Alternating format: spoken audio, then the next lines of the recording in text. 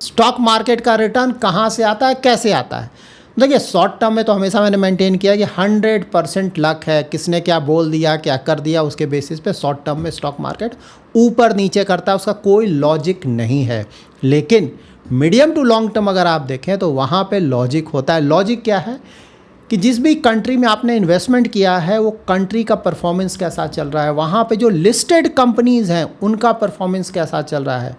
अगर कंट्री ज़्यादातर पैरामीटर्स में अच्छा कर रहा है, प्लस जो लिस्टेड कंपनीज़ हैं वहाँ पे उनका जो अर्निंग ग्रोथ है, प्रॉफिट ग्रोथ है, अच्छा आ रहा है, तो मीडियम टू लॉन्ग टर्म में आप मान कर चलें कि कंपनीज़ का performance, that is stock market का परफॉर्मेंस अच्छा रहेगा, प्रोवाइडेड वैल्यूएशंस भी ठीक ठाक हो। वैल्यूएशन बहुत इंपॉर्टेंट रोल प्ले करता है। तो यहाँ पे ना जनरली हम बोलते हैं कि भाई इंडिया जो है या फिर भारत है फास्टेस्ट ग्रोइंग मेजर इकोनॉमी है, तो इसीलिए यही लॉजिक देते हैं ना कि लॉन्ग टर्म ग्रोथ स्टोरी है तो अच्छा परफॉर्मेंस आएगा। लेकिन कभी कभी कुछ लोग बोलते हैं ना, ऐसा आप लोगों ने सुना होगा कि नहीं, ये सब जो डेटा है ना कि फास्टेस्ट ग्रोइंग इकोनॉमी है, डेटा ही रॉन्ग है, फ्रॉड है। इंडियन गवर्नमेंट का डेटा हो गया, आरबीआई का डेटा हो गया, वर्ल्ड बैंक का, आईएमएफ का, एशियन डेवलपमेंट बैंक, सबका डेटा गलत है इंडिया से रिलेटेड। बाकी सारा डेटा उनका सही होता है दूसरे कंट्रीज से रिलेटेड, लेकिन इंडिया से रिलेटेड सारा डेटा फ्रॉड है, गलत है। अब कोई इन्वेस्टर है, अगर उसको इस तरह का बोला जाए कि भाई इंडिया तो कंट्री अच्छा नहीं कर रहा है, तो जब कंट्री अच्छा नहीं कर रहा तो बेचारा इन्वेस्ट क्यों कर रहा है? क्योंकि अगर कंट्री ही अच्छा नहीं कर रहा है, ज़्यादातर कंपनीज़ का परफॉर्मेंस नहीं आएगा, तो ऑफकोर्स स्टॉक मार्केट का परफॉर्मेंस नहीं आएगा। ये सिंपल है यहाँ पे। और खासकर अब तो 2 साल से कोई अच्छा परफॉर्मेंस भी नहीं आया स्टॉक मार्केट का। तो इस तरह का जब आप स्टेटमेंट सुनेंगे तो आपको और ज़्यादा डर लगेगा कि कहीं मैंने गलत तो नहीं कर दिया यहाँ पे इन्वेस्टमेंट करके। इस वीडियो में मैं इसी टॉपिक को डिटेल में कवर करने जा रहा हूँ। सब डेटा ही गलत है तो फिर स्टॉक मार्केट का क्या होगा, हमने गलत इन्वेस्टमेंट कर दिया। तो देखिए, अगर किसी भी कंट्री के बारे में आपको अच्छी तरह से जानना है, ठीक है, उसकी असली ताकत को पहचानना है किसी भी कंट्री का, तो सिर्फ जीडीपी देखने से बात नहीं बनेगा। जीडीपी से आपको आगे बढ़ना पड़ेगा। चलिए ठीक है, जीडीपी के साथ जो भी हुआ, दूसरा डेटा चेक करें। मैं आपको बताता हूँ क्या, बिजली का खपत कैसा है, स्टील देखिए, सीमेंट देखिए, तेल का डेटा देखिए, और डेटा का यूजेस कैसा है, डिफेंस देखिए, ये सब का डिटेल्स आप चेक करें, ठीक है, क्योंकि ये ज़्यादातर जो है कोर सेक्टर्स है। तो ये ज़्यादातर कोर सेक्टर्स का जब आप डिटेल्स चेक करेंगे कि इंडिया का पोजीशनिंग कहाँ है वर्ल्ड पे, तो ज़्यादातर में आपको इंडिया टॉप 3 में मिलेगा या फिर टॉप 5 में तो आपको ज़रूर मिल जाएगा। ये ज़्यादातर मैं आपको डिटेल में एक्सप्लेन करूँगा आगे, कंप्लीट डेटा भी मैं आपको बताऊँगा। तो देखिए, अगर ये कोर सेक्टर्स में कोई कंट्री लगातार काफ़ी अच्छा कर रहा है, पहले से लगातार इम्प्रूव कर रहा है, तो वो बिल्कुल आपको क्लियर इंडिकेशन देता है कि कंट्री का परफॉर्मेंस अच्छा है और वो बिल्कुल लॉन्ग टर्म ग्रोथ स्टोरी है। ये जितने भी डेवलप्ड कंट्रीज़ हैं ना, उनका हिस्ट्री आप जाकर चेक करिए ना, वहाँ पे आप देखिए कि जो भी मैं अभी आपको सेक्टर या थीम बताऊँगा ना, वहाँ पे उन लोगों ने काफ़ी ज़्यादा इम्प्रूवमेंट लाया है, इसीलिए वो एक डेवलप्ड इकोनॉमी बन सके। वहाँ पे जाके आप डिटेल चेक करें, electricity, steel, cement, crude oil, data, transportation, financial services, ये सब कैसा रहा वहाँ पे। और यही सब चीज़ है जो कि इंडिया में फ़िलहाल अच्छा कर रहा है। इसीलिए मैं जनरली ये सब का नाम भी लेता हूँ ना कि यहाँ पे अगर सोच समझकर एक्सपोज़र लिया जाए तो आने वाले सालों में काफ़ी अच्छा परफॉर्मेंस हम एक्सपेक्ट कर सकते हैं। लाइक पावर जनरेशन ट्रांसमिशन बहुत पॉपुलर आजकल चल रहा है थीम ना, क्योंकि भाई मैन्युफैक्चरिंग आप बढ़ावा दोगे, डेटा सेंटर को बढ़ावा दोगे, तो वहाँ पावर जनरेशन का ज़रूरत है ना, ट्रांसमिशन का ज़रूरत है। कैपिटल गुड्स हो गया, डिफेंस मैन्युफैक्चरिंग हो गया, इंफ्रास्ट्रक्चर कंस्ट्रक्शन हो गया, cement, steel, data centre, telecom, banking, financial services, logistics, industrial automation, renewable energy, electronic manufacturing, ठीक है। और ऑफ कोर्स मैं अपने तरफ से एक फार्मा भी ऐड कर देता हूँ, क्योंकि देखिए फार्मा में पहले ना ज़्यादातर हम जेनरिक के लिए जाने जाते हैं, लेकिन अब फार्मा में कुछ कंपनीज़ ने इनोवेशन भी स्टार्ट कर दिया है। नेक्स्ट स्टेज में हम मूव ऑन कर रहे हैं, इसलिए फार्मा भी उम्मीद है कि आने वाले कई सालों तक और भी ज़्यादा अच्छा परफॉर्मेंस देगा। तो देखिए, ये सब तो ठीक है भाई कि इम्पॉर्टेंट है। अब जान लेते हैं कि इंडिया यहाँ पे कहाँ पे स्टैंड कर रहा है। उससे आपको क्लैरिटी मिलेगा कि आपने यहाँ पे इन्वेस्टमेंट करके कोई गलती नहीं की, क्योंकि मैं भी यहाँ पे इन्वेस्टमेंट करता हूँ तो मैं भी सोच समझ कर ही करता हूँ ना। पूरा फुल प्रूफ जब मैंने देख लिया कि नहीं भाई सब कुछ ठीक ठाक है, तभी मैं भी अपना हार्ड एंड मनी इन्वेस्ट कर रहा हूँ। तो देखिए, कुछ डेटा मैं आपको अब बताने जा रहा हूँ, ध्यान से सुनिए, हो सके तो नोट डाउन कर लीजिए। जब भी आपको थोड़ा प्रॉब्लम रखे, फ्रस्ट्रेशन लगे, तो उस डेटा को आप चेक कीजिए, तो आपको कॉन्फिडेंस मिलेगा, ठीक है। तो यहाँ पे अगर इकनॉमी देखें तो एक तो होता है नॉमिनल जीडीपी ना, तो उसका तो डिस्कशन ही नहीं भाई, डेटा ही ख़राब है। तो सबसे पहले तो पॉपुलेशन देखिए, इंडिया का जो पॉपुलेशन है वर्ल्ड में सबसे ज़्यादा नंबर 1 है वहाँ पे। ऑफ कोर्स उसके बहुत नेगेटिव इफेक्ट्स भी हैं, अग्री, लेकिन कुछ पॉजिटिव भी है उसका। हमारा मीडियन एज जो है ना वो 29 ईयर्स के आसपास है। मतलब वर्ल्ड में जो मेजर इकनॉमीज़ हैं उसमें सबसे कम, तो वर्किंग पॉपुलेशन हमारे यहाँ बहुत ज़्यादा है, जिसका अगर हम सही से यूटिलाइजेशन अगर कर पाएँ तो हमारे लिए बहुत बड़ा पॉजिटिव होगा। क्योंकि बाकी जो डेवलप्ड कंट्रीज़ हैं वहाँ पे जो मीडियन एज देखेंगे बहुत ज़्यादा हो रहा है, तो वहाँ पे वर्किंग पॉपुलेशन लगातार कम हो रहा है, ठीक। तो अगर उन्हें अच्छा क्वालिटी का काम कराना है तो ऑफ़ कोर्स यहाँ पे इंडिया से उन्हें मदद चाहिए होगा, ठीक है। और ऑफ़ कोर्स इससे कंजम्पशन भी बहुत आता है ना भाई, इतना ज़्यादा पॉपुलेशन है, लोग कंजम्पशन तो होगा ही, यहाँ पे कंज्यूमर तो बहुत सारे हैं, तो उसका फ़ायदा मिलता है। तो दूसरे कंट्रीज़ में यहाँ पे ज़्यादा एक्सपोर्ट करना चाहेंगे, या फिर यहाँ पे फैक्ट्री सेटअप करना चाहेंगे कि भाई यहीं पे कंज्यूमर है, यहीं पे बनाकर यहीं पे बेचते हैं, उनको ज़्यादा फ़ायदा होगा, ठीक। उसके बाद नॉमिनल जीडीपी का हम बात नहीं कर रहे हैं, ठीक है, तो ऑलरेडी हमने डिस्कस कर लिया। हम बात कर रहे हैं GDP in terms of PPP, ठीक है। अगर जीडीपी आप पीपीपी का मतलब क्या हुआ, परचेजिंग पावर पैरिटी टर्म्स में देखेंगे तो इंडिया वर्ल्ड में 3rd लार्जेस्ट इकनॉमी है।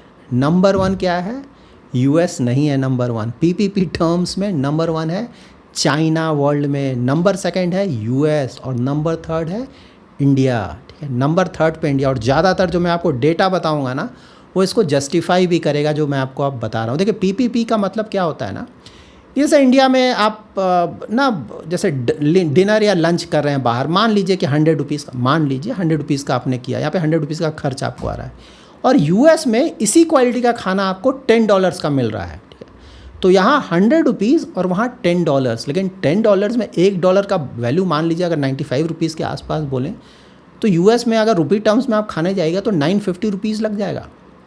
मतलब रफली अगर बोले तो 100 रुपये का यहाँ आप खा रहे हैं, वहाँ पे 1000 रुपये का खा रहे हैं, ठीक। इसी को जब एडजस्ट करेंगे ना, जो cost of living between different countries अलग होता है, कॉस्ट ऑफ लिविंग, इसी को जब आप एडजस्ट करेंगे तो पीपीपी टर्म्स में, और इसको बहुत ही रेलेवेंट माना जाता है। मतलब बहुत सारे जो इकोनॉमिस्ट्स हैं उसको ये जो पीपीपी टर्म्स होता है उसको कहीं ज़्यादा रेलेवेंट मानते हैं। तो यहाँ पे हम 3rd नंबर पे हैं, ठीक है। तो उसके बाद अब चलिए कुछ इंपॉर्टेंट डेटा मैं बताता हूँ जिससे आपको कॉन्फिडेंस मिलेगा भाई हम अपना इन्वेस्टमेंट अगर यहाँ कर रहे हैं मीडियम टू लॉन्ग टर्म के लिए तो गलत नहीं कर रहे हैं। जैसे एनर्जी टर्म्स में देखें, इलेक्ट्रिसिटी जनरेशन में इंडिया का नंबर कहाँ पे है, नंबर 3rd पे है। इलेक्ट्रिसिटी कंजम्पशन में इंडिया कहाँ पे है, नंबर 3rd में है, ठीक है। इलेक्ट्रिसिटी जनरेशन और कंजम्पशन दोनों में ही 3rd नंबर पे है इंडिया। नंबर 1 है चाइना, नंबर 2 है यूएस, और नंबर 3rd है इंडिया। क्रूड ऑयल कंजम्पशन में इंडिया कहाँ पे है, अगेन नंबर 3rd है, यूएस, चाइना, इंडिया। कोल कंजम्पशन में इंडिया कहाँ पे है, कोल प्रोडक्शन में इंडिया कहाँ पे है, तो दोनों पे नंबर 2 पे है इंडिया। चाइना नंबर 1 है और इंडिया नंबर 2 है। मैन्युफैक्चरिंग इंफ्रास्ट्रक्चर थोड़ा देख लेते हैं। स्टील प्रोडक्शन, भाई इंफ्रास्ट्रक्चर और मैन्युफैक्चरिंग में तो स्टील सीमेंट का ज़रूरत पड़ेगा ना, कहाँ पे हैं हम, बना पा रहे हैं कि नहीं, कंज्यूम कर रहे हैं कि नहीं। एक तो है बनाना और दूसरा होता है कंज्यूम करना। कंज्यूम कर रहे हैं मतलब कि मैन्युफैक्चरिंग या फिर इंफ्रास्ट्रक्चर का काम हो रहा है कंट्री में। Steel production, steel consumption, cement production और सीमेंट कंजम्पशन, इन सभी में हम नंबर 2 है वर्ल्ड में। नंबर 2, नंबर 1 है चाइना जो कि ऑफकोर्स काफ़ी आगे है, लेकिन हाँ नंबर 2 पे हैं हम। रोड नेटवर्क भी अगर आप चेक करेंगे ना तो वहाँ भी हम नंबर 2 है। नंबर 1 है यूएस, यूएस के बाद हम नंबर 2 है रोड नेटवर्क में। उसके बाद रेलवे नेटवर्क भी अगर आप देखेंगे ना तो वहाँ पे हम नंबर 4 हैं वर्ल्ड में। यूएस है, फिर चाइना है, फिर रसिया, उसके बाद नंबर 4 हम हैं। जबकि रिलेटिवली अगर साइज़ वाइज देखें तो यूएस, चाइना, रसिया, ये सब बहुत बड़ी कंट्रीज़ है। रिलेटिवली इंडिया छोटा है, वो इंडिया भी बहुत बड़ा है, लेकिन हाँ एरिया वाइज उनसे तो काफ़ी छोटा है। लेकिन हाँ यहाँ भी हम नंबर 4 पे हैं। उसके बाद आजकल क्या देखते हैं भाई, वो सब तो ओल्ड इकनॉमी का बात हुआ ना, डिजिटल इकनॉमी की बात करो आप। मोबाइल डेटा कंजम्पशन वर्ल्ड में हम नंबर 1 है, लार्जेस्ट मोबाइल इंटरनेट यूज़र, ठीक है। मोबाइल डेटा कंजम्पशन पर स्मार्टफोन अगर आप चेक करेंगे तो वर्ल्ड में हम नंबर 1 है। उसके बाद digital payments like UPI number 1 है। रियल टाइम डिजिटल पेमेंट्स में वर्ल्ड में नंबर 1 है। उसके बाद इंटरनेट यूजेस नंबर 2 है चाइना के बाद। स्मार्टफोन यूजेस अगेन नंबर 2 है चाइना के बाद। उसके बाद डिफेंस भी ज़रूरी है भाई, सुपर पावर आप ऐसे तो बनोगे नहीं। डिफेंस में थोड़ा सा हम पीछे हैं ना। मिलिट्री अगर एक्सपेंडिचर वाइज देखें तो नंबर 5 पे हैं, ठीक है।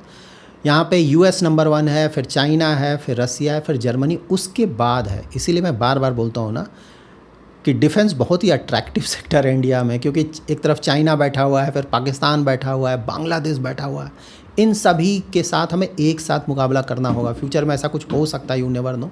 तो इसीलिए डिफेंस में और ज़्यादा गुंजाइश है खर्च करने की, ठीक है, और वो होगा भी आने वाले सालों में। इसीलिए बहुत ज़्यादा अट्रैक्टिव लगता है मुझे, प्रोवाइडेड वैल्यूएशंस अच्छा हो तब। और अगर एक्टिव मिलिट्री पर्सनल वाइज देखें, ठीक है, तो इससे आपको मिलिट्री कैपेबिलिटी पता चलता है। वहाँ हम नंबर 2 है चाइना के बाद। इसके बाद आजकल क्या चल रहा है, रिन्यूएबल एनर्जी, वहाँ पे कहाँ पे है इंडिया? सोलर कैपेसिटी में 3rd नंबर पे है, चाइना यूएस के बाद इंडिया है। टोटल रिन्यूएबल अगर इंस्टॉल्ड कैपेसिटी भी देखें ना, तो वहाँ भी हम नंबर 4th पे हैं, चाइना, यूएस, ब्राज़ील और उसके बाद इंडिया। विंड कैपेसिटी भी अगर आप देखें तो नंबर 4th पे हैं हम, चाइना, यूएस, जर्मनी और उसके बाद इंडिया। देखिए ये सब डेटा आप चेक करें, ठीक है। सिर्फ 1-2 डेटा के आधार पे हम सही बात है डिसाइड नहीं कर सकते। इतना सारा डेटा है ना, और ज़्यादातर जगह आप नंबर 2, नंबर 3 इस तरह से हैं, और हम तेज़ी से ग्रो कर रहे हैं। और ऐसा नहीं है कि यहीं पे हम रुक जाएंगे, हम और आगे जाएंगे। आने वाले सालों में नंबर 4 से नंबर 3, नंबर 2, नंबर 1 भी जाएंगे, क्योंकि ग्रोथ हमारे यहाँ बहुत ज़्यादा। ऑफ कोर्स ये सब जो डेटा है ये हमें कॉन्फिडेंस देता है कि हाँ हम बहुत अच्छा कर रहे हैं, और आने वाले सालों में हमारा परफॉर्मेंस और इम्प्रूव करेगा। और बहुत सारी चीज़ें हैं, इतना सारा फ्री ट्रेड एग्रीमेंट्स हुआ है ना पिछले कुछ समय से। आप लोग हमेशा सुनते होंगे इसके साथ एफटीए किया, उसके साथ एफटीए किया, उसके बाद एफटीए के साथ साथ आरटीएज उसको बोलते हैं, रीजनल ट्रेड एग्रीमेंट्स किया है, प्रेफरेंशियल ट्रेड एग्रीमेंट्स किया, इतना सारा। धीरे धीरे सब कुछ इम्प्लीमेंट होगा और उसका फ़ायदा पूरे देश को मिलेगा, अच्छा खासा बेनिफिट मिलेगा उसके साथ। उसके बाद जापान है, साउथ कोरिया, यूरोपियन कंट्रीज, सबका मैन्युफैक्चरिंग भी इंडिया में आएगा। देखिए जापान, साउथ कोरिया का चाइना में बहुत ज़्यादा इन्वेस्टमेंट है, लेकिन अब चाइना के साथ उनका प्रॉब्लम चल रहा है। जापान की तो प्राइम मिनिस्टर भी इंडिया में ही है, मतलब 1st, 2nd, 3rd 3 डेज़ वो इंडिया में रहेंगी। तो उनके तरफ से इन्वेस्टमेंट बहुत ज़्यादा होने जा रहा है। साउथ कोरिया की तरफ से इंडिया में इन्वेस्टमेंट बहुत ज़्यादा होने जा रहा है। यूरोपियन कंट्रीज़ के तरफ से भी इंडिया में इन्वेस्टमेंट बहुत ज़्यादा होने जा रहा है। आने वाले सालों में इसका बहुत ज़्यादा बेनिफिट मिलेगा। उसके बाद इंटरेस्ट रेट हाइक के भी चांसेस फिलहाल इंडिया में नहीं है। कई बार न्यूज़ चैनल्स में आप लोग सुनते हो ना, झूठ का इंटरेस्ट रेट हाइक। अरे इंटरेस्ट रेट हाइक कैसे हो जाएगा, मजाक है। इंटरेस्ट रेट हाइक किसी भी इकनॉमी के लिए अच्छा नहीं होता है, मजबूरी में करना होता है। अभी हमारे यहाँ ऐसी कोई मजबूरी नहीं है, अभी भी इन्फ्लेशन आउट ऑफ कंट्रोल नहीं है। इनफैक्ट आरबीआई गवर्नर ने कुछ दिनों पहले बोला, किसी ने शायद उनसे भी पूछ लिया होगा, उन्होंने बोला भाई इसका तो कोई डिस्कशन ही नहीं है, हमारा पॉलिसी स्टैंस आप चेक करो, न्यूट्रल है। न्यूट्रल का मतलब क्या होता है कि भाई फ्लेक्सिबल है, डेटा डिपेंडेंट, हम देखेंगे, डेटा के आधार पर हम डिसाइड करेंगे, ठीक है। यही अगर बोलते हैं ना कि एकोमोडेटिव है, ठीक है, तो एकोमोडेटिव का मतलब क्या हुआ कि इंटरेस्ट रेट कट के चांसेस ज़्यादा हैं, और अगर उन्हें प्रॉब्लम लग रहा है कि इन्फ्लेशन बढ़ रहा है या बढ़ने वाला है, तो उसको रख देंगे टाइटनिंग, उसको बोलेंगे टाइटनिंग या हॉकिस। तब हाँ, अगर वो स्टैंस होता है टाइटनिंग या हॉकिस, उसके बाद हमें चांस ज़्यादा होता कि इंटरेस्ट रेट हाई हुआ। अभी तो न्यूट्रल है भाई, आरबीआई गवर्नर ने खुद बोला कि ये आप इस किस तरह का डिस्कशन कर रहे हैं भाई, न्यूट्रल है। अगर हमें लगता है कि इंटरेस्ट रेट बढ़ाना है तो हम टाइटनिंग रख देते हैं, हॉकिस बोलते हैं ना, स्टैंस को चेंज कर लेते हैं, हमने किया नहीं। तो रेपो रेट फ़िलहाल बढ़ने के चांसेस काफ़ी कम है। एक तो क्रूड ऑयल फॉर्चुनेटली बहुत कम हो गया है। अब ये मानसून का प्रॉब्लम है, आई एग्री, लेकिन फ़िलहाल तो नहीं लग रहा है कि इतना ज़्यादा आउट ऑफ कंट्रोल हो जाएगा कि इन्फ्लेशन बहुत ज़्यादा ऊपर चल जाएगा और रेट हाइक होगा। सो अभी तक उस फ्रंट पे भी रिलीफ है। सो देखिए ओवरऑल मैं यही बताना चाहूँगा, पढ़े रहो investment strategy, good quality of mutual fund और good quality of stocks, medium to long term 5 to 10 years, long term more than 10 years। आप लोगों ने पूछा था मैं क्या म्यूचुअल फंड स्टॉक में दोनों में इन्वेस्टमेंट करता हूँ। यस, मैं दोनों में करता हूँ। जो म्यूचुअल फंड्स है उसमें सिर्फ एसआईपी के थ्रू इन्वेस्टमेंट है, लमसम ये सब मैं नहीं करता। पहले थोड़ा बहुत एसटीपी करता था अगर थोड़ा बड़ा पैसा डालना है, लेकिन आजकल फ़िलहाल सिर्फ एसआईपी जाता है, वहाँ पे मैं ज़्यादा दिमाग नहीं लगाता हूँ। सिर्फ डाइवर्सिफाइड फंड्स कुछ हैं उसमें पैसा इन्वेस्ट होता है, फंड मैनेजर को दिया हुआ है भाई आप मैनेज करो, वो देख लिया कि भाई फंड मैनेजर अच्छा है, कंपनी अच्छा है, पैसा इन्वेस्ट किया एसआईपी के थ्रू। हाँ, स्टॉक्स में मैं खुद से इन्वेस्ट करता हूँ स्टैगर्ड मैनर में, ठीक है। जब जब मुझे लगता है कि नहीं वैल्यूएशन थोड़ा ठीक है, अच्छी कंपनी है, तो वहाँ पे थोड़ा थोड़ा कर इन्वेस्टमेंट करते रहता हूँ। देखिए अगर स्टॉक मार्केट में आप लॉन्ग टर्म जाएंगे तो मोस्टली अगर क्वालिटी अच्छा है तो रिटर्न्स आएंगे और कंपाउंडिंग का भी बेनिफिट मिलेगा।